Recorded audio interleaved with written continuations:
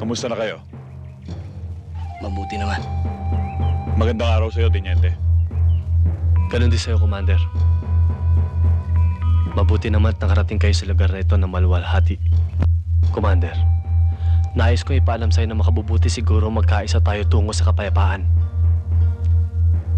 Ayaw din namin na labanang ito. Labag din sa kalooban namin na makitang kapwa Pilipino nagpapatayan. Katulad ninyo, naghahangad din kami ng kapayapaan. Pero kayo at ang mga Kristiyano ang dahilan ng kaguluhan dito sa Mindanao. Ang Mindanao ay para sa mga Muslim, at kayo, alam niyong lahat na marami ng dayuhan ang nagtangka na sakupin ang bayang ito. Pero hindi sila nagtagumpay. Ngayon, nakalulungkot na isipin, kapwa Pilipino pa nagiging kalaban namin mga Muslim. Bakit? Dahil kinakamkam ninyong mga Kristiyano ang lupaing ito. At yan ang aming pinaglalaban. Ang maibalik ang bawat lupang kinamkam ng mga Kristiyano sa mga Muslim. Kayo, ikaw, Teniente, ano ang inyong pinaglalaban?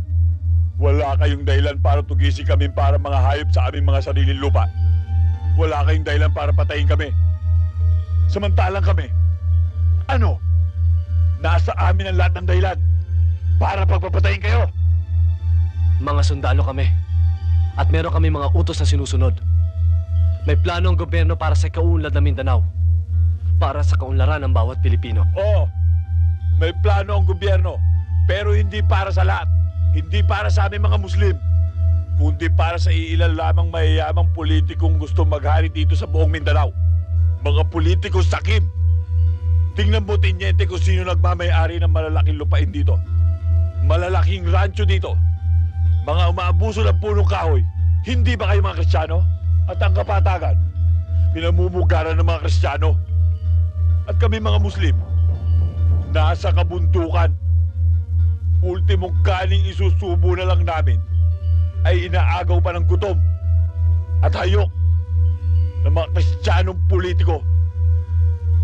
Buddy, hindi ito personal na labanan ng mga Kristiyano at mga Muslim. Ito'y labanan ng mga prinsipyo.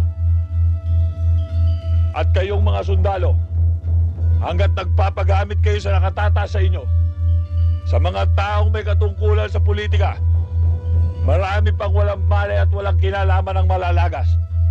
Teniente, kaya kami bumaba at nakilahok sa usapang pangkapayapang ito ay upang maparating namin sa gobyerno kung anong dahilan kung bakit kami nakikipagdigmaan sa inyo.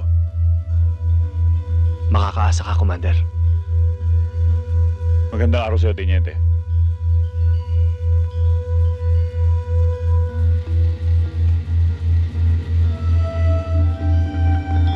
Buddy, tandaan mo, manos na tayo.